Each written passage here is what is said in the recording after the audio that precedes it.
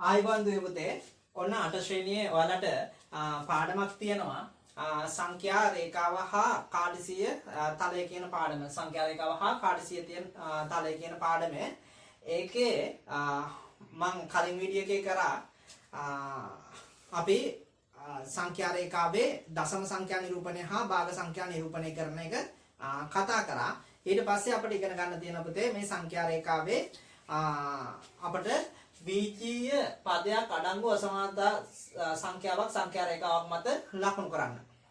විජීය පදයක් අඩංගු දෙයක් අපි දන්නවා ඒක සංඛ්‍යා රේඛාවක ලකුණු කරන්න තියෙනවා. ඉතින් ඔයාලට මේක අලුත් කොටසක්.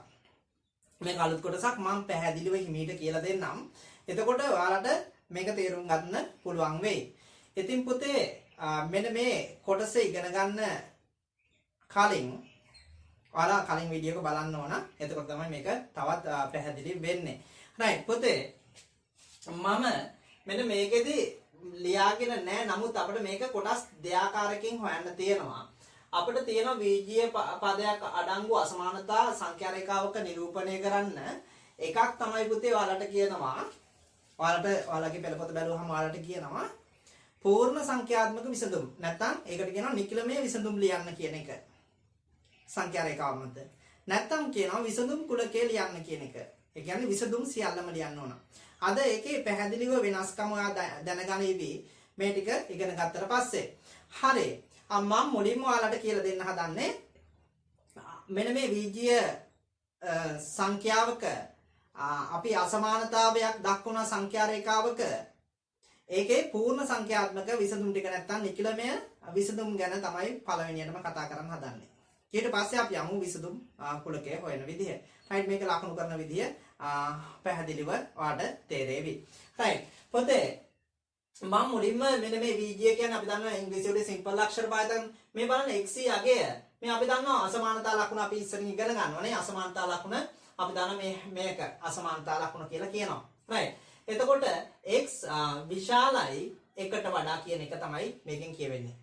x අගය අපිට කියනවා මෙන්න මේ සංඛ්‍යා රේඛාවක් මත අපිට දෙන්නේ මෙච්චරයි පුතේ. x විශාලයි 1.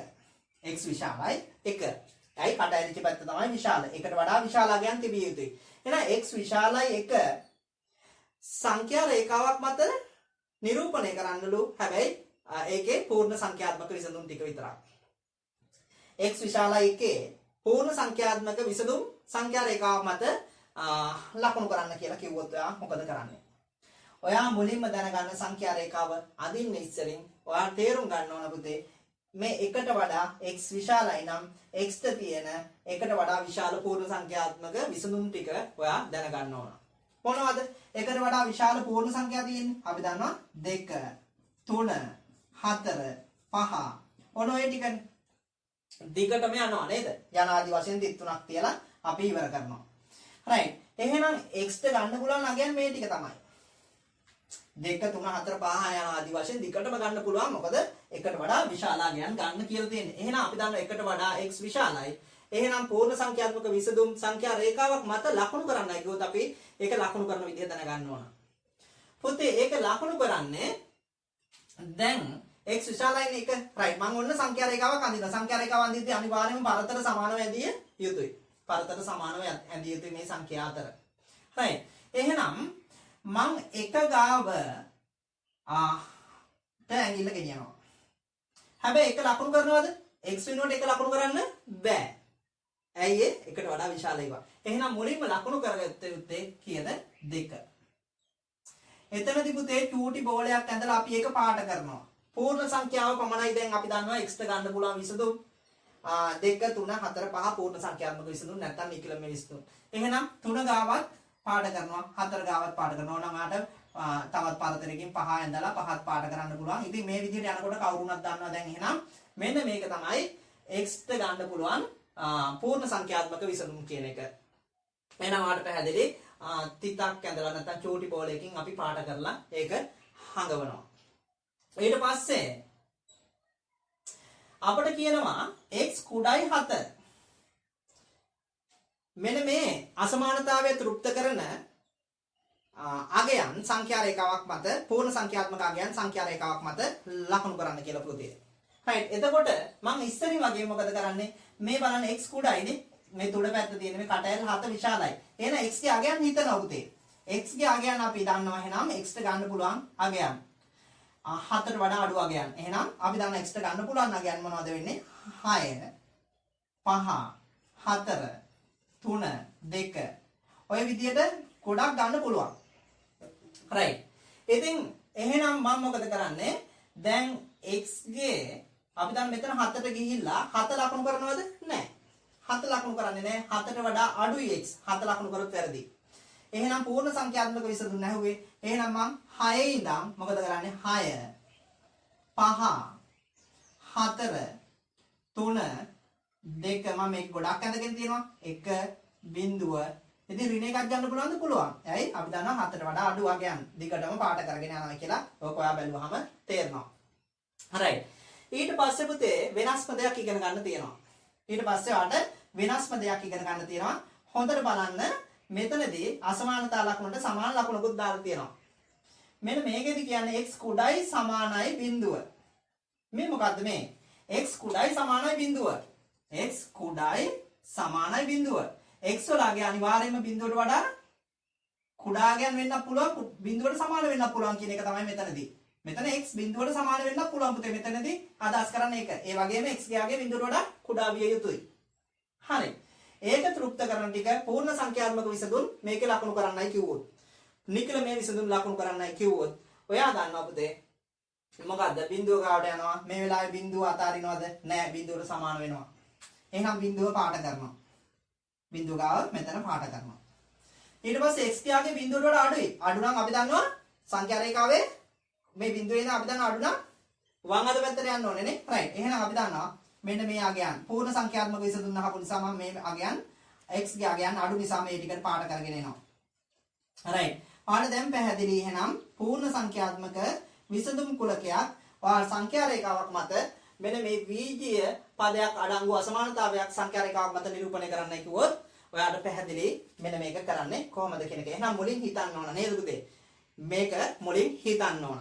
ඊට පස්සේ මඤ්ඤණ පුතේ තවගයන් හොයන්න. හැබැයි විසඳුම් කුලකේ අපට පූර්ණ සංඛ්‍යාත්මක විසඳුම් දෙන්නේ නැතුව අපෙන් අහනවා සංඛ්‍යා රේඛාවක් මත ලකුණු කරන්නලු බීජීය ප්‍රකාශනයක් පදයක් දීලා එය සංඛ්‍යා රේඛාවක් මත ලකුණු කරන්නලු හැබැයි සියලුම විසඳුම් එන විදිහට. එහෙනම් පූර්ණ සංඛ්‍යාව විතරක් නෙමෙයි පුතේ සියලුම විසඳුම් ගන්න වෙනවා. අපි උදාහරණයක් විදිහට මම ලියාගෙන තියෙනවා x කුඩයි 1 පුතේ x කුඩයි 1 කියනකොට ඔයා දන්නවා x කුඩයි 1 x වල අගය අනිවාර්යයෙන්ම එකට වඩා කුඩා අගයන්. එහෙනම් එන්නේ මොන අගයන්ද? x ට ගන්න පුළුවන් අගයන් මොනවද? right. අපිට පූර්ණ සංඛ්‍යාත්මක අගයන් ගත්තොත් අපි දන්නවා බිංදුව වෙන්න පුළුවන්, ඍණ 1 වෙන්න පුළුවන්, ඍණ 2 වෙන්න පුළුවන්, ওই විදිහට වෙන්න පුළුවන්. හැබැයි මේ වෙලාවේදී අපෙන් ඇහුවේ නැහැ පූර්ණ සංඛ්‍යාත්මක අගයන්. නැත්නම් නිකලම අගයන් විතරක් ඇහුවේ නැහැ. එහෙනම් අපි x ට ගන්න පුළුවන් මෙන්න මෙතනදී එකට වඩා අඩු ඕනම සංඛ්‍යාවක්. ඒ කියන්නේ 0.7 ගන්න පුළුවන්ද බැරිද? පුළුවන්. ඇයි? එකට වඩා අඩු අගයක්. 0.9 ගන්න පුළුවන්ද? පුළුවන්. ඇයි? එකට වඩා අඩු අගයක්. එහෙනම් එකට වඩා අඩු දශම භාග සංඛ්‍යාත් මෙතනදී විසඳුම් කුලකයේදී නියෝජනය කරනවා කියන එක ඔයාලට පැහැදිලි වෙයි. right. එහෙනම් දැන් මේක ලකුණු කරන්නේ කොහොමද? අර පූර්ණ සංඛ්‍යා නම් අපි පූර්ණ සංඛ්‍යාව උඩ තිත් තියාගෙන පාට කරගෙන බෝල ඇඳගෙන ගියා. right. හැබැයි මේක නිරූපණය කරන්න වෙන්නේ පුතේ මෙන්න මේ ආකාරය. බලන්න දැන් එකට සමාන නෑනේ. x එකට සමාන නෑ. එකට සමාන නැති නිසා පුතේ හැබැයි එක ගාවම තියෙන මෙන්න මෙතනට අපි කියමු ආසන්නෙම එක ආසන්නෙමත් උත්තරයක් තියෙන්න පුළුවන්ද බැරිද? බිඳුව පැත්තට වෙන්න තියෙන්න පුළුවන්. ඇයි? සම්පූර්ණ විසඳුම අපිට මෙන්න මෙතනදී 0.9 එන්න පුළුවන්ද බැරිද? පුළුවන්. 0.9 එන්න පුළුවන්. right. ඒක නිසා අපි මොකද කරන්නේ? එක ගාව රවුමක් අඳිනවා පුතේ. බෝලයක් අඳිනවා. හැබැයි එක වෙන්නේ නැහැ. ඒ බෝලේ ඇඳයි කියලා බෝලේ පාට කරොත් තමයි එක වෙන්නේ. එහෙනම් බෝලේ පාට කරන්නේ නැතුව පුතේ දැන් x කයාගේ එකට වඩා අඩු අගයන් ඔක්කොම වෙන්න පුළුවන්. මේ අතරමැදි අවස්ථා අපි දන්න ඍණ 3.5 වෙන්න පුළුවන්. ඍණ 3.5 වෙන්න පුළුවන්. ඍණ 6.7 වෙන්න පුළුවන්. මේ ඔක්කොම වෙන්න පුළුවන්. එහෙනම් මේ පැත්තට මොකද කරන්නේ මම මේ සංඛ්‍යා රේඛාව මේ පැත්තට පුතේ පාට කරගෙන එනවා. right මේ පැත්තට පාට කරගෙන එනවා. ඒක පැහැදිලි වෙයි වාට පාට කරගෙන එන්න. right. ඉතින් පාට කරගෙන අඩිරුලක් භාවිතා කරලා පාට කරන්න. පාට කරගත්තාට පස්සේ අපිට පැහැදිලි මෙන්න මේක පාට කරාට පස්සේ වාට පැහැදිලි මෙන්න මේ සියලුම විසඳුම් මේ පාට කරපු කොටසේ සියලුම විසඳුම් මේ එක අපි බිඳුවත් එක්ක මෙතන පාට කරපු මේ එක හැර මෙතන අපි බෝලයක් බිඳුව කිව්වේ බෝලය මෙන්න මේ බෝලය පාට නොකරපු බෝලයත් එක්ක මෙහෙට ආපු සියලුම අගයන් ඔයා දන්නවා මෙන්න මෙයාගේ විසඳුම් වෙනවා. ඒ කියන්නේ x ගන්න පුළුවන් අගයන් වෙනවා. right. එහෙනම් මේ පූර්ණ සංඛ්‍යා පමණක් නොවේ කියලා අපට පැහැදිලි. right. එතකොට අපිට මෙන්න මෙහෙම දෙවෙනියට උදාහරණයක් කතා කරන්න මම අරන් තියෙනවා. ඒකෙම දැන් කතා කරන්නේ පුතේ පූර්ණ සංඛ්‍යාත්මක විසඳුම් නෙමෙයි. මොකද සම්පූර්ණ විසඳුම් ටික. right. විසඳුම් කුලකය. දැන් අපිට කියනවා x විශාලයිලු 1/2ට වඩා. ඒ කියන්නේ 1.5ට වඩා x විශාලාගයන් කියන්නලු. ඒක අපි දන්නවා 1.5 ගාවට මං යනවා.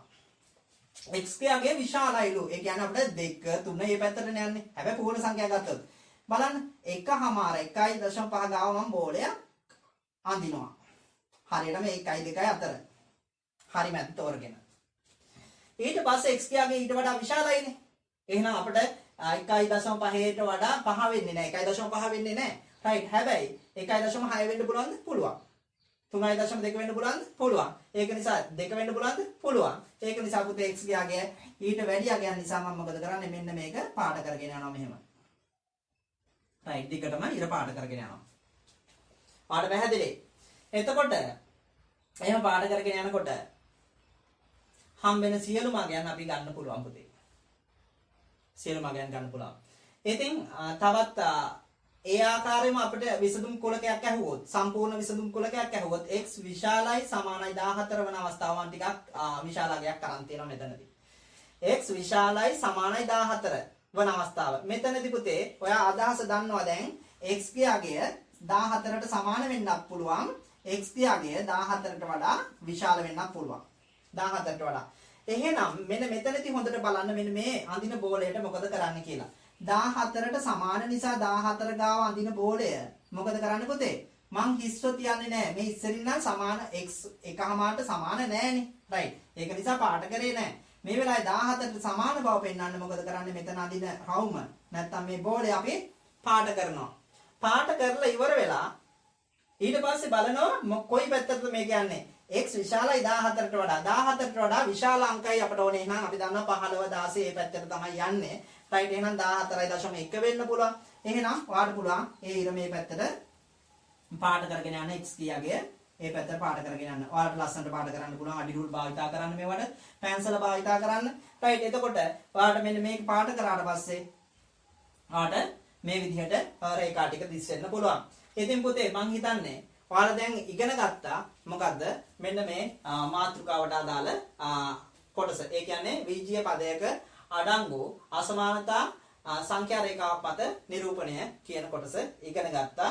ඒකෙදි ඔයා දැනගත්ත දැන් මොකද්ද? පූර්ණ සංඛ්‍යාත්මක විසඳුම් අහුවොත් කොහොමද?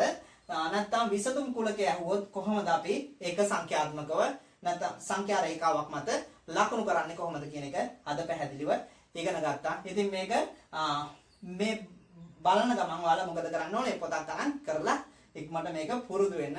එතකොට ඔයාලට පහසුවෙන්ම මේ පාඩම තේරුම් ගන්න පුළුවන් වෙයි.